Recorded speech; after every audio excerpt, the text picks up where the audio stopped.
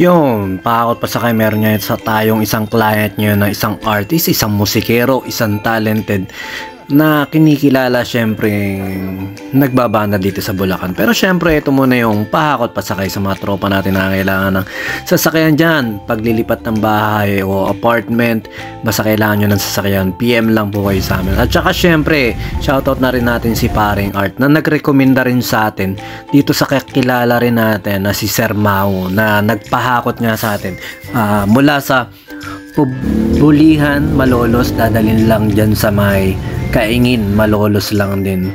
At dun sa pinaglipatan nila medyo may kakiputan niya.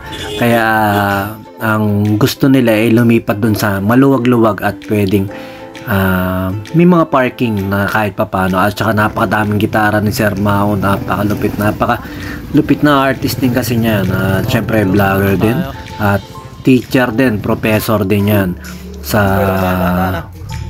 BSU, Malolos yan. At saka ito na nga yung tina namin nilalabas yung mga gamit nila, Sir Mau. At saka nakita mo naman to, magaling talaga magpatawa tong bata nito, kaldag lang ng kaldag, bahag. At saka yun, syempre maraming salamat sa mga nakasama namin ngayon, si Arman, si Bongbong, si Ronron, at saka syempre si Jimwell. At dalawang tagabuhat lang talaga yung hiningi sa atin ni Sir Mau.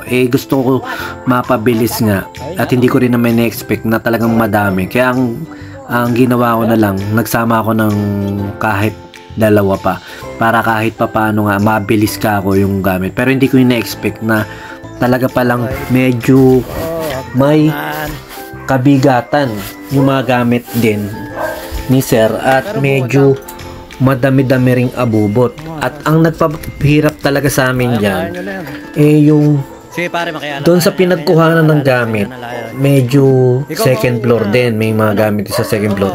Tapos dito sa pagdadalan, napakatarik ng hagdanan, kaya medyo talagang nahirapan yung mga kasama natin. Pero ang isang pinagpapasalamat namin, syempre hindi umulan, dahil kung umulan napakahirap magbaba ng gamit. At saka dito sa pinagbabaan niya namin medyo madilim, kaya mahirap din magbaba ng gamit. Ayan na isa na sa nakita ko na kailangan kong lagyan ng ilaw yung truck natin para pag nagbababa maliwanag. At saka yun nga, syempre kaya gusto rin namin ng umaga talaga naghahakot para kahit papano nga ayan, hindi tayo nagagahol ng gabi, pero okay lang din naman dahil kahit papano ayun lang talaga yung kailangan ng client. Kaya ginawa namin ng paraan, nilagyan na lang ng cellphone yung truck para kahit papano maliwanag. At nakita nyo yung tarik nung hagdanan nito, napaka-solid yan, talagang mapapa-aray ko. At saka ito nga si Jimwell, nakita mo lakas sa buhatan, lakas din kakain yan, pero solid na ngayon yan. Dati talaga nakita nyo nagwe-weight spot, tingnan nyo gagawin yan, ihuhulog lang naman. Naktanto ako talaga sa Jimwell. Tsaka yan, syempre kanado si Boss Ronron natin, talagang mga bata na solid yan, mga dagarito lang. At saka yan, kung dalawang tao lang yan, medyo mahihirapan talaga sa gamit nila Sir Mau, dahil kawawa nga, dahil medyo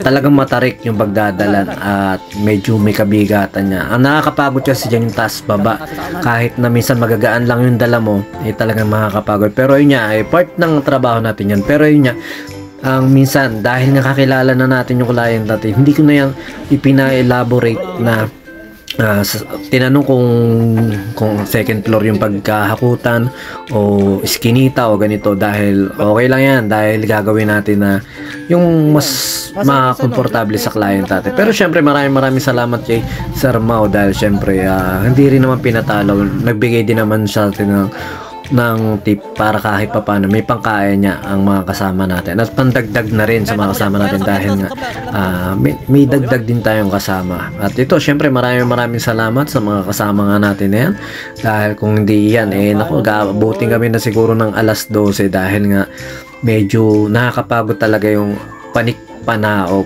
dyan sa lugar na ito. Ito pangalawang dala na namin to, isang mabilisan lang naman. Halos sa totoo lang hindi naman ganun kabibigat yung mga gamit, pero may mabibigat din. Ang problema lang, pira-piraso, hindi siya sama-sama sa isang lalagyan. Kaya anong nangyayari, hindi mo nang pwedeng bitbitin lahat dahil kailangan mo isa-isain, lalo na yung mga gitara na yan, kailangan mo ingatan dahil nga hindi biro yung mga presyo niyan. Kaya ayun, talagang iniingatan ng mga kasama natin. Kaya ang ginagawa nila ay paisa-isa ang bunot. Kaya nagtatagal din kami dahil nga iniingatan yung mga gamit. Kaya yun, sa mga client natin dyan na naghahanap ng sasakyan at mga helper para sa paglilipat ng inyong mga gamit, PM lang po kayo sa page ng Pahakot Pasakay. At saka syempre maraming salamat sa mga kaibigan tropa na nagre-rekomenda sa amin, at maraming salamat sa mga repeat client natin na pag lilipat ulit sila ng apartment, kahit taunan tayo pa rin ng mga kinukuha. Maraming salamat sa mga nagre-repeat client sa atin at sa mga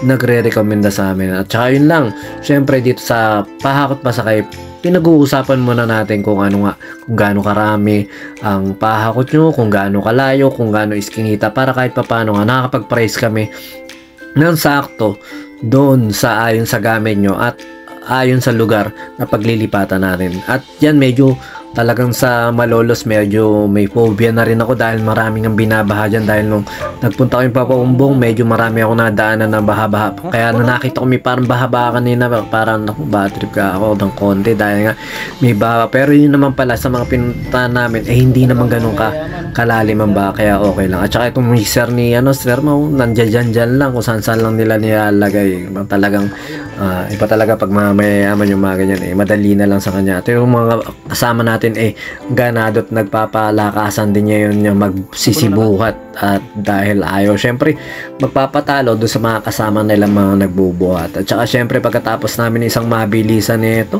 nakita nyo naman yung maraming gamit na yan na talagang nairaos namin.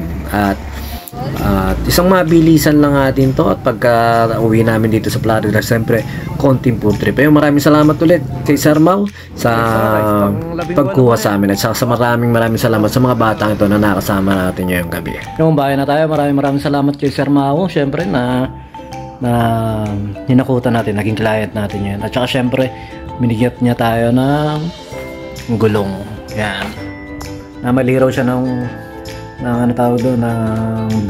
binigay na lang sa atin. Kaya thank you Sir Mau.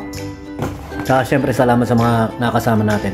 Medyo marami-rami kami ngayon, 4 yung kasama natin, dahil medyo marami-rami rin pala yung gamit nila Sir Mau. Yun lang, sa mga magpapa ako dyan, PM lang po kayo sa amin. Samayin nyo ako pa, peace be with you, God bless.